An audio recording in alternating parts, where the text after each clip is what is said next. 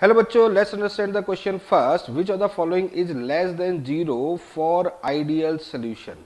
देखिए, ideal solution क्या होते हैं? आइडियल सोल्यूशन वो होते हैं जो कि राउल्स लॉ को फॉलो करते हैं. ठीक है, सबसे पहली चीज है राउल्स लॉ को फॉलो करते हैं. अब क्वेश्चन में पूछा गया है लेस देन जीरो.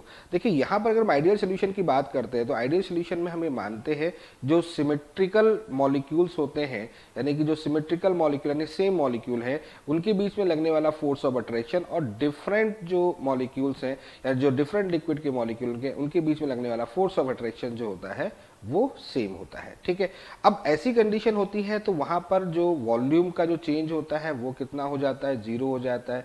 जो इंथैल्पी होती है यानी कि ना तो हीट रिलीज होती है और ना ही एब्जॉर्ब होती है, तो उस कंडीशन पे वो कितना होता है? जीरो होता है.